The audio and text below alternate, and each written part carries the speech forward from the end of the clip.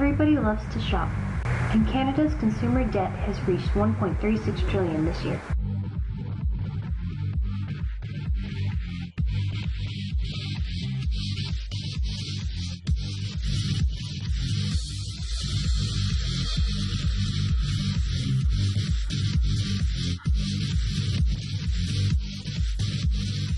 But how do we become such crazy shopaholics?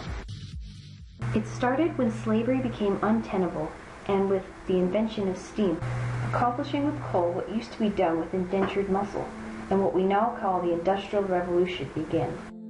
The Industrial Revolution revolutionized the way products were made and created millions of new jobs, forcing countless families to relocate to industrial cities.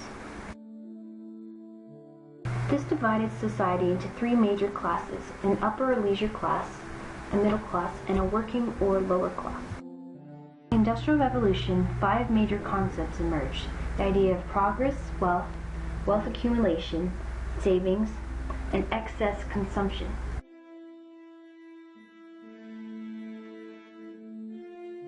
Our economy today was inspired by a man named Adam Smith.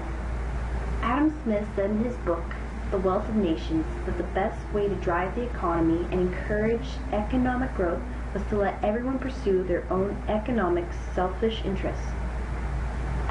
The United States was relatively unscathed by World War II, making them the sole inheritor of the world.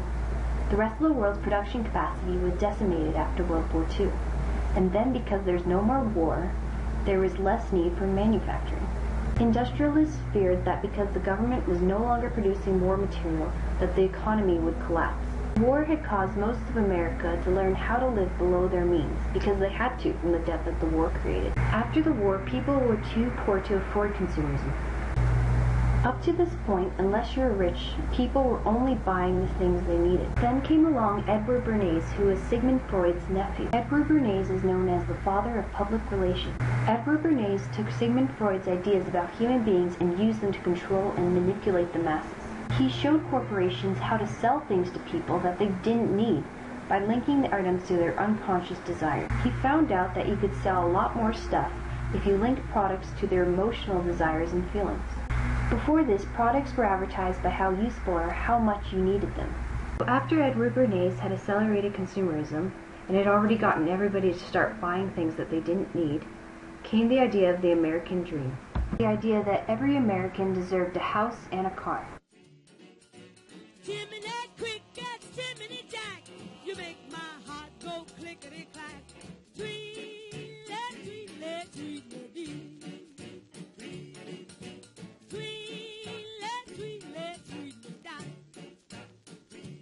The American dream was created to work on convincing people to embrace debt, spend their money, and sacrifice their family for their career. In the U.S., we spend 3 to 4 times as many hours shopping as our counterparts in Europe do.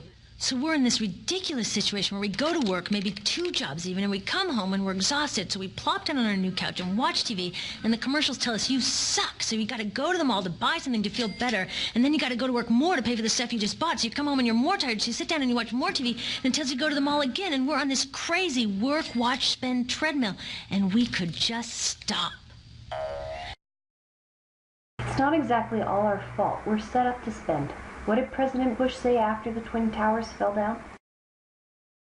We cannot let the terrorists achieve the objective of frightening our nation to the point where we don't conduct business, where people don't shop,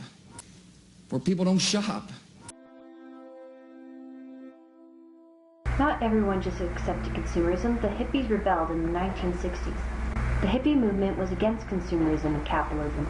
But it wasn't long until the hippie movement passed and everybody accepted consumerism as their way of life.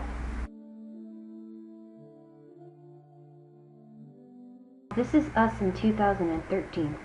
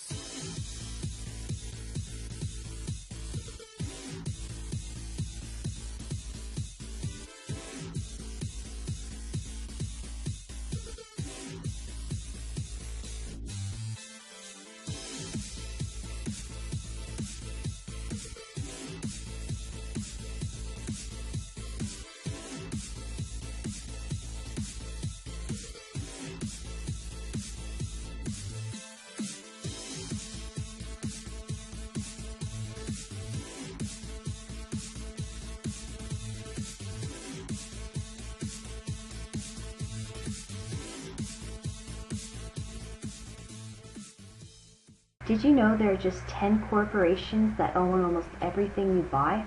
From PepsiCo to Coca-Cola to Johnson & Johnson to Kraft.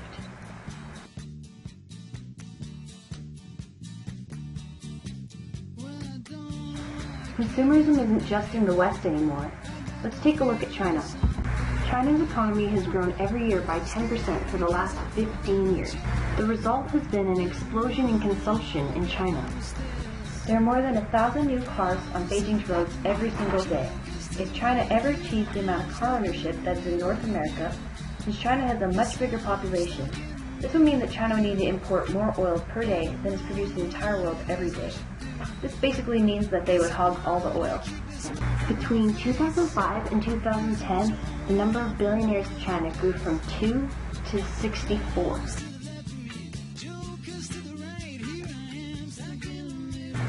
Roughly around 250 million Chinese now enjoy a relatively affluent lifestyle. That's almost the entire population of the United States.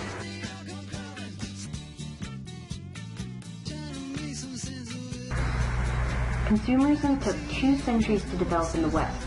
In China, it has taken only a decade. But there's a problem with this. Only 3% of everything you use is still in use 6 months later. For one thing, this system looks like it's fine. No problem. But the truth is, it's a system in crisis. And the reason it's a system in crisis is it's a linear system and we live on a finite planet. And you cannot run a linear system on a finite planet indefinitely. Every step along the way, this system is interacting with the real world. In real life, it's not happening on a blank white page. It's interacting with societies, cultures, economies, the environment.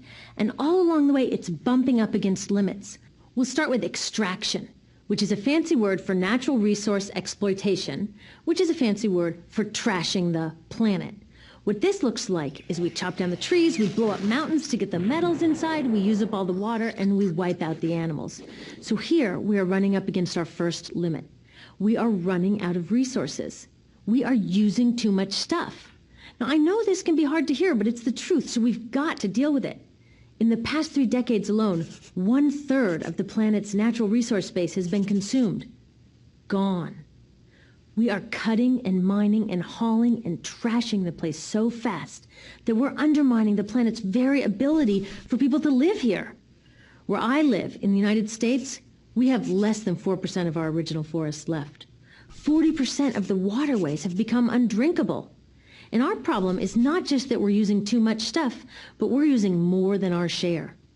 We have 5% of the world's population, but we're using 30% of the world's resources and creating 30% of the world's waste. If everybody consumed at U.S. rates, we would need 3 to 5 planets. And you know what? We've only got one.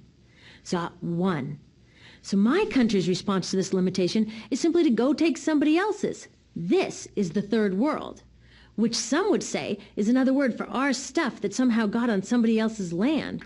So what does that look like? The same thing, trashing the place. Third world countries give up their natural resources and land to our North American corporations. The government sets up deals with the third world governments by paying off the right people or by promising military aid. For all the stuff we have, we are not actually paying all the costs.